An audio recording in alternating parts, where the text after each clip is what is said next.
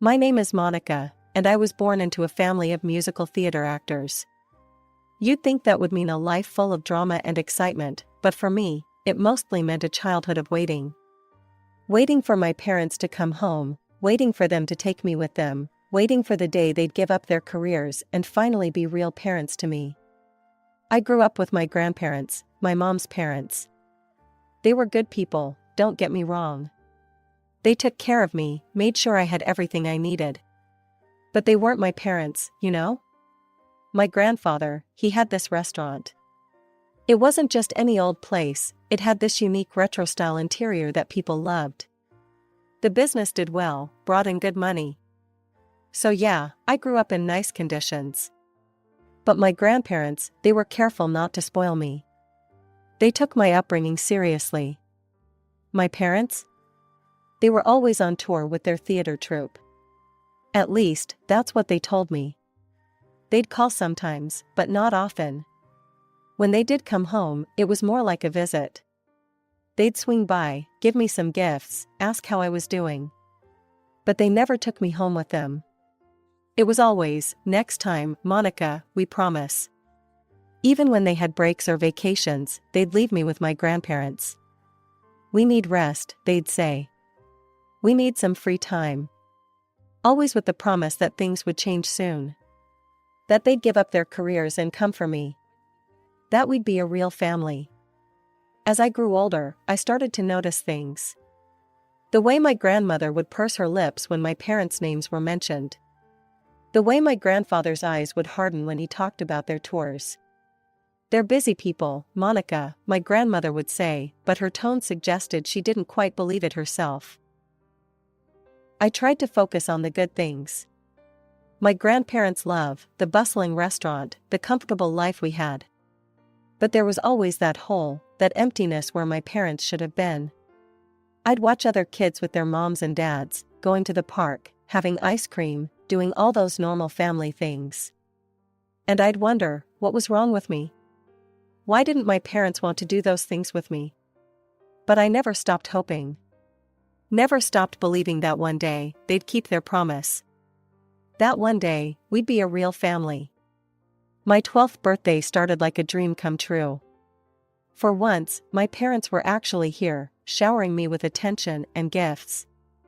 I couldn't believe my eyes when I saw them walk through the door, their faces beaming with smiles I'd only seen in old photographs. Monica, sweetheart. Mom called out, arms wide open. I ran to her, breathing in her familiar perfume. Mom, Dad. You're really here. Dad ruffled my hair affectionately. Wouldn't miss it for the world, kiddo. Happy birthday. We spent the entire day together, doing all the things I'd always imagined doing with my parents. We went to the local amusement park, had ice cream, and they even sat through my impromptu piano recital without checking their phones once. For the first time in my life, I felt like I had real parents, not just occasional visitors. As the day wound down and we returned to my grandparents' house, I couldn't stop grinning. This was it, I thought. This was the day everything would change. Time for bed, Monica, Grandma said gently. It's been a big day. I didn't want it to end, but I was exhausted. Okay, Grandma. Mom, Dad, you'll still be here tomorrow, right? They exchanged a quick glance before Dad answered, of course, sweetheart. We'll see you in the morning.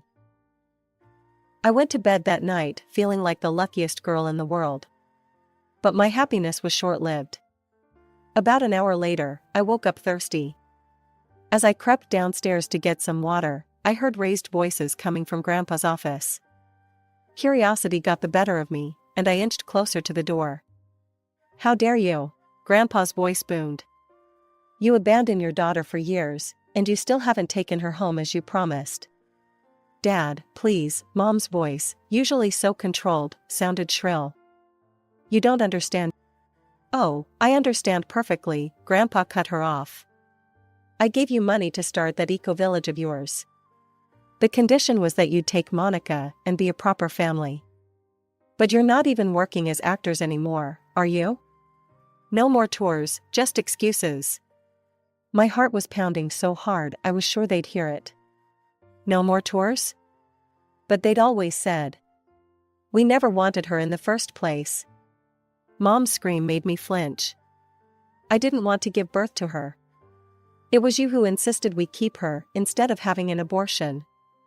I felt like I'd been punched in the gut. They never wanted me? Mom continued, her voice dripping with venom. Monica always got in the way. I've never felt any love for that child. Do you know how much I sacrificed? My figure, my career, everything. I stood there, frozen, as my world crumbled around me. The perfect day I'd just experienced felt like a cruel joke now. My father's voice suddenly cut through the chaos. Look, he said, his tone eerily calm, let's not pretend I'm any better here. I didn't want Monica to be born either. I dreamed of living my own life, free from responsibilities. A child was never part of the plan. I felt my knees go weak. Even Dad, who I'd always thought was the more caring of the two, didn't want me. I had to grip the doorframe to keep from falling. Grandpa's voice, filled with disappointment and anger, responded, I had hoped that over time, you'd both come to your senses. That you'd stop being so damn selfish. I thought having Monica would soften your hearts, make you more responsible. But clearly, I was wrong. Oh, spare us the lecture. Mom spat back. Stay out of our lives and leave everything as it is. You wanted a granddaughter so badly? Fine. You raise her yourself. There was a moment of tense silence before Grandpa spoke again, his voice cold and final. All right, if that's how you want it. But don't expect another cent from me for your harebrained schemes. Find another investor for your precious eco-village. I'm done. I heard footsteps approaching and panicked. Quickly, I ducked behind a nearby sofa, my heart pounding so loudly I was sure they'd hear it. The office door flew open, and I saw my parents storm out through a gap between the sofa and the floor. They slammed the front door so hard the windows rattled. Through the curtains, I watched their car speed away, not even a glance back at the house. Once I was sure the coast was clear, I crept back up to my room. As soon as I closed my bedroom door, the tears I'd been holding back came flooding out. I buried my face in my pillow to muffle my sobs. How could they? How could my parents, the people I'd idolized and longed for all my life, not want me? The perfect day we just had felt like a cruel joke now. I cried all night, my pillow soaked with tears. By morning, my eyes were puffy and red, my throat raw from crying. When Grandma knocked on my door to wake me up, I managed to croak out that I wasn't feeling well. Oh, sweetheart, she said, coming in to feel my forehead. You do feel a bit warm. Must be all the excitement yesterday. You just rest, okay? I nodded weakly, feeling guilty for the lie, but knowing I couldn't face them right now. How could I look at my grandparents knowing what I knew? How could I pretend everything was normal when my whole world had been turned upside down? That day marked the end of my childhood innocence. The fantasy of a happy family reunion was shattered, replaced by the harsh reality of my parents' true feelings. I knew I could never look at them the same way again. 3 years passed since that fateful birthday, and I'd learned to live with the knowledge I'd gained that night. I never told my grandparents what I'd overheard, and they continued to shower me with love and support. Life went on, and I tried my best to focus on school and helping out in the restaurant, pushing thoughts of my parents to the back of my mind. Then, just after my 15th birthday, everything changed again. I was in history class when the principal came to get me.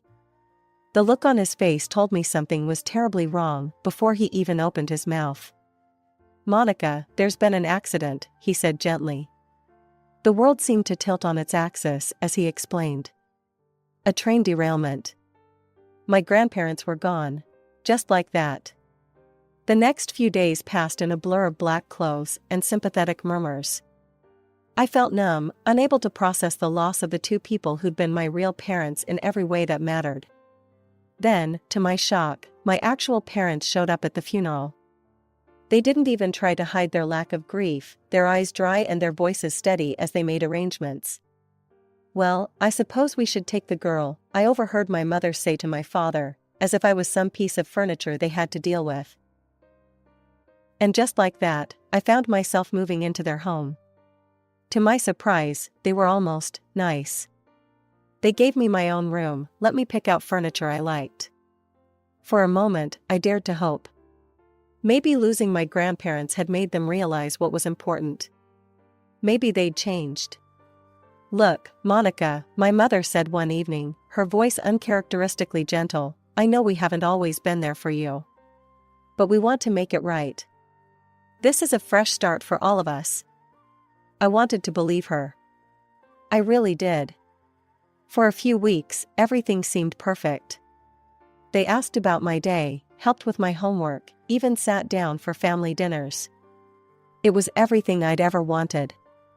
But then I started noticing things. Hushed arguments when they thought I was asleep. Tense phone calls that ended abruptly when I entered the room. One night, unable to sleep, I crept downstairs for a glass of water and overheard them in the kitchen. "This is your fault," my mother hissed. "If you hadn't insisted on that ridiculous meditation yurt, we might actually be turning a profit by now." "My fault?" my father shot back. "Who was it that wanted to import those overpriced organic cotton sheets? Face it, you're as much to blame for this mess as I am." I froze on the stairs, listening as they tore into each other, accusing each other of incompetence and poor decision-making. It became clear that their eco-village, the business they'd chosen over raising me, was failing. "And now we're stuck with the girl," my mother spat. "I thought at least we'd get a decent inheritance from her grandparents, but it's nowhere near what we need to save this place." My heart sank. Of course. The sudden affection, the desire for a fresh start, it was all about money. They'd hoped my grandparents had left them a fortune, and now they were disappointed. I crept back to my room, feeling like a fool for ever believing things had changed. The perfect family I'd glimpsed these past few weeks was just another illusion, as false as all their promises had been over the years. As I lay in bed, staring at the ceiling of my new room, I realized that nothing had really changed. My parents were still the same selfish people they'd always been. The only difference was that now, I didn't have my grandparents to shield me from that reality. The months following my grandparents' death were a roller coaster of emotions and changes. One day, I came home from school to find my parents in a heated discussion about finances. "We have no choice," my father said, his voice strained. "We need to sell the house and the restaurant." My heart sank. "But, that's all I have left of them," I protested weakly. My mother's eyes were cold as she replied, "Don't be sentimental, Monica. It's just property." And just like that, my childhood home and my grandfather's beloved restaurant were sold off. I watched as strangers carted away the antique furniture, the family photos, the memories.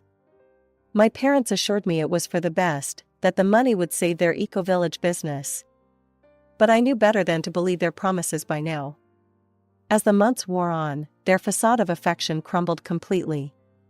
They bickered constantly, not even bothering to lower their voices when I was around anymore.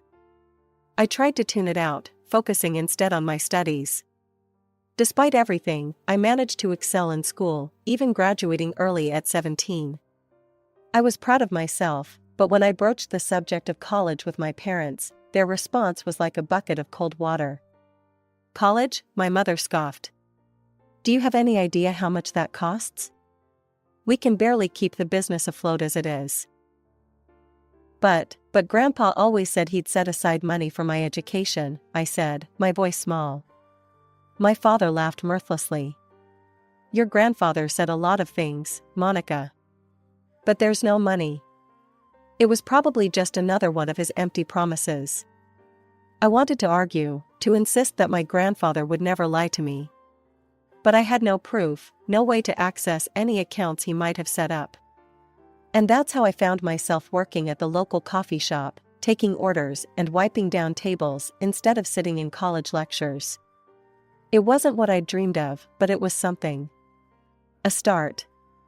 A way to save up and maybe, just maybe, fund my own education one day. The months ticked by, and before I knew it, my 18th birthday arrived. I woke up that morning with a mix of excitement and trepidation. Maybe now that I was legally an adult, things would change. Maybe my parents would finally see me as a person, not just a burden. But as I came downstairs, I was met with the same indifference I'd grown accustomed to. No cake, no cards, not even a happy birthday. "Oh, is that today?" my mother said absently when I reminded her. "Well, have a good day at work, dear." I left the house with a heavy heart, trying to hold back tears as I made my way to the coffee shop. But to my surprise, I was greeted with streamers and a small cake when I arrived.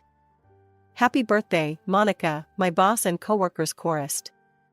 For the first time that day, I felt a genuine smile spread across my face. As we shared cake and laughs during our break, I realized something important.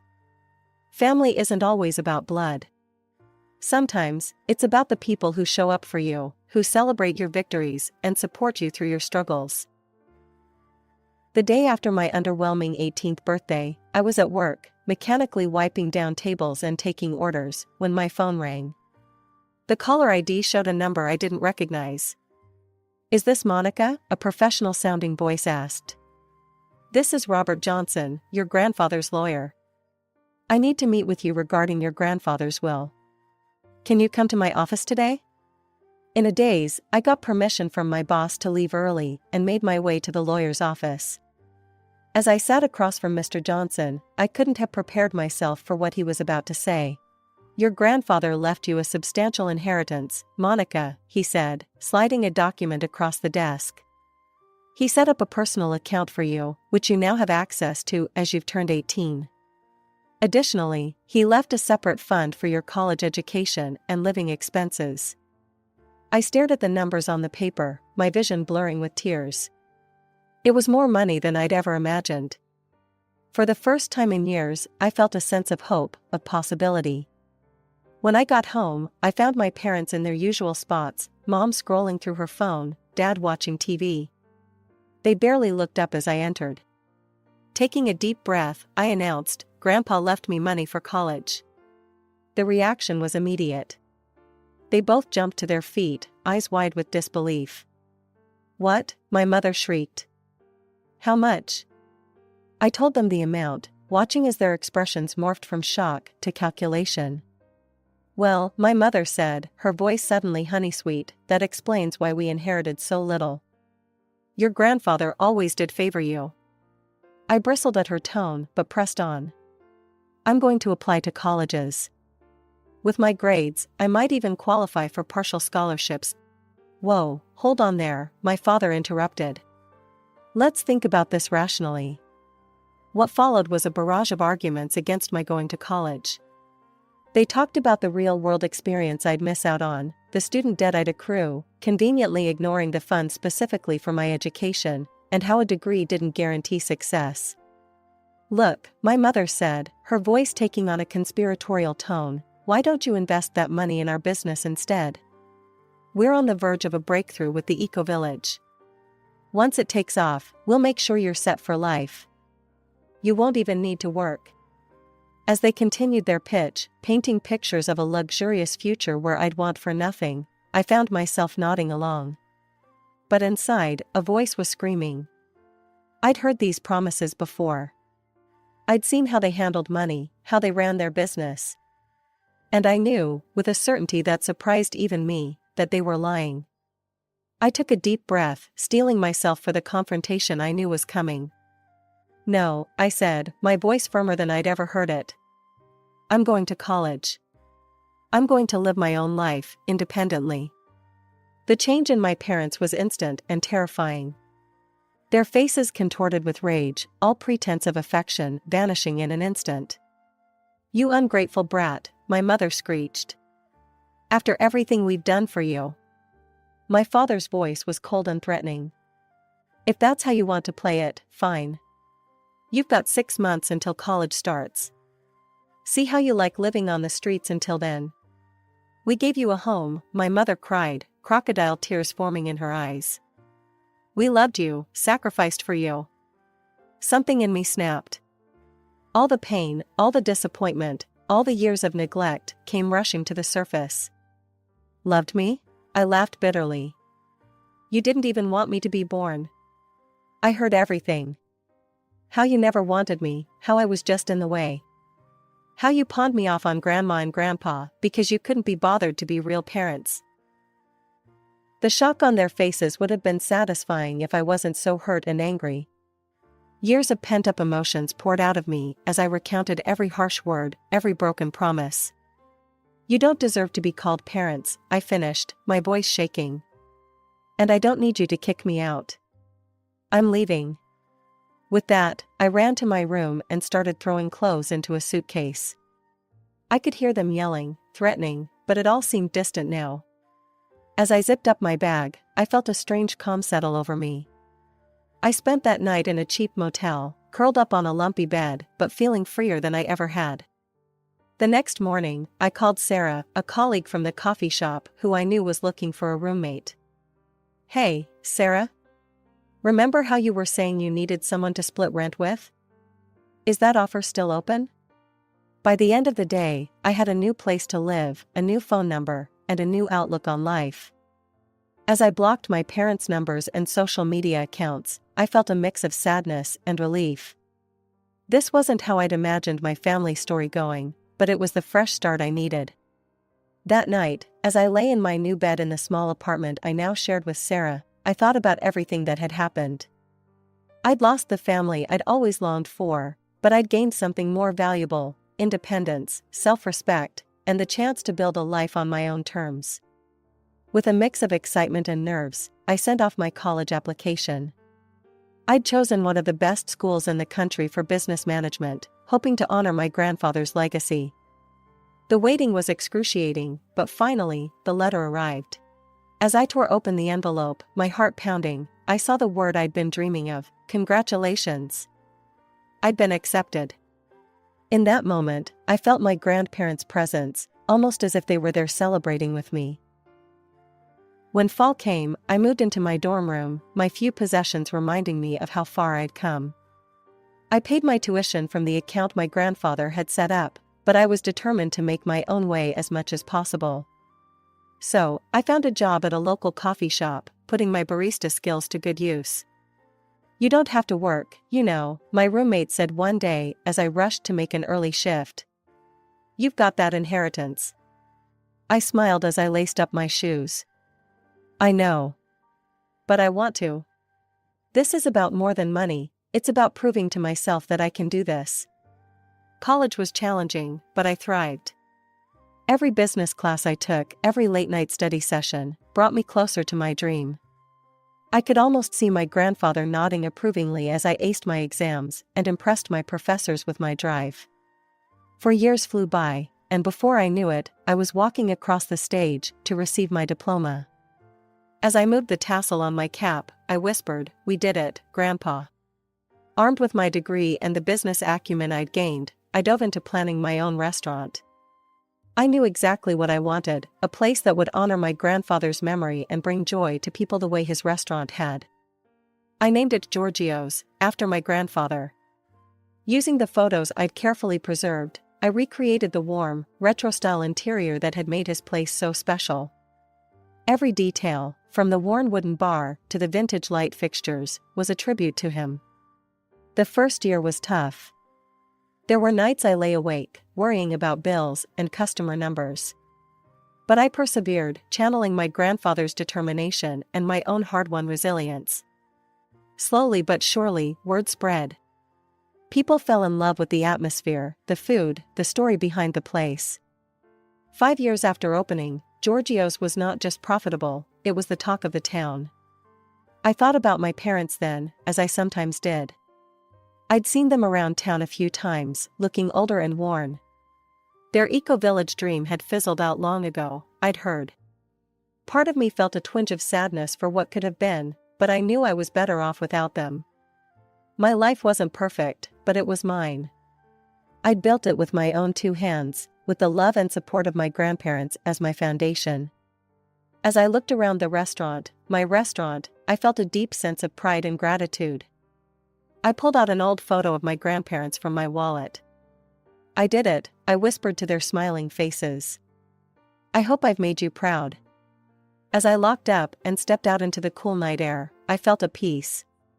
The journey hadn't been easy, but every hardship, every obstacle had led me here.